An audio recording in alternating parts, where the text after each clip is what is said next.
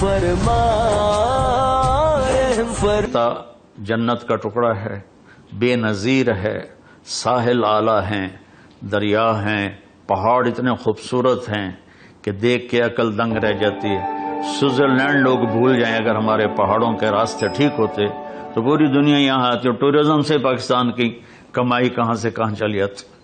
تو اللہ تعالیٰ نے اور ہمیں 4 موسم دیے ہیں، 4 موسم دیے ہیں، زمین کے اندر خزانے دیے ہیں، اور زمین اتنی زرخیز ہے کہ پوری دنیا میں بہت کم ملک ایسے ہوں گے جن کے پاس ایسی زمین ہو جو اللہ تعالیٰ نے ہمیں دی ہے۔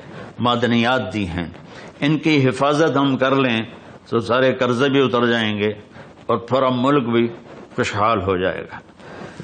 تو اور 3 بڑے پہاڑی سلسلے پوری دنیا کے جو سب سے بڑے پہاڑی سلسلے ہیں وہ گلگت کے راستے میں آ کر اکٹھے ہوتے ہیں، ایک کراکرم، ایک ہندوکش اور ایک ہمالیہ۔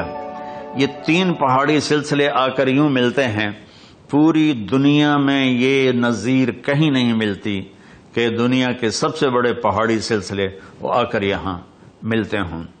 تو میرے بھائیو، اصل میں چیز جب بگڑتی ہے جب انسان بگڑتا ہے، اور چیز اس وقت بنتی ہے جب انسان بنتا ہے۔ پیشے خراب نہیں ہوتے سوائے حرام کے، کوئی شراب بیچ رہا ہے، کوئی جوا کھلا رہا ہے، کوئی اس قسم کے کام کر رہا ہے، تو جو پیشے بگڑے ہیں وہ تو بڑے اچھے ہیں، لیکن اس میں جو چلا رہے ہیں نا وہ ان سے بھول ہو گئی اور وہ اپنے مقصد سے پیچھے ہٹ گئے اور اللہ تعالیٰ کو بھلا دیا، آخرت کے حساب کو بھلا دیا، جنت کا شوق مٹ گیا، جہنم کا خوف مٹ گیا۔ تو بھائیو 14 اگست ہم منائیں۔ وہ ہمارے نوجوان بچے وہ سیلنسر اتار کے مال روڈ پہ چلتے ہیں اور شور مچاتے ہیں، کئی مر جاتے ہیں، یہ خوشی نہیں ہے۔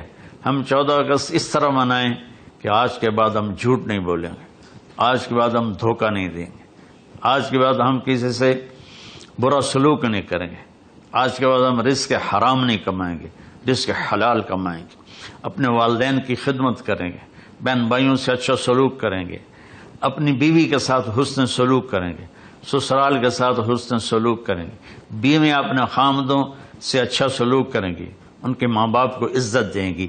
یہ وہ چیزیں ہیں جس سے ہمارا ملک خوبصورت بن جائے گا۔ میں ایک حدیث سناتا ہوں، اگر ہم اس کو لے لیں تو پورا معاشرہ ٹھیک ہو جائے۔ ہمارے نبی وضو فرما رہے تھے تو صحابہ وضو کا پانی نیچے سے پکڑ لے کر کوئی منہ پہ مل رہا تھا، کوئی پی رہا تھا، کوئی ادھر مل رہا تھا، کوئی ادھر مل رہا تھا۔ تو آپ نے فرمایا یہ کیوں کر رہے ہو؟ کہ یا رسول اللہ آپ کی محبت میں کر رہے ہیں۔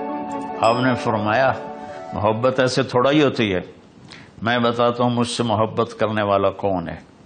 جو 3 کام کرے گا وہ ہے مجھ سے اور اللہ سے محبت کرنے والا، اور اس کو بشارت ہے کہ اللہ اس کا رسول بھی اس سے محبت کریں گے۔ تو انہوں نے فرمایا یا رسول اللہ فرمائیے۔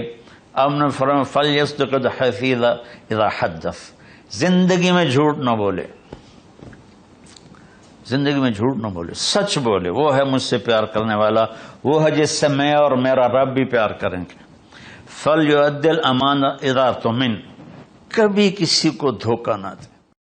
کرم فرما رحم فرما کرم فرما۔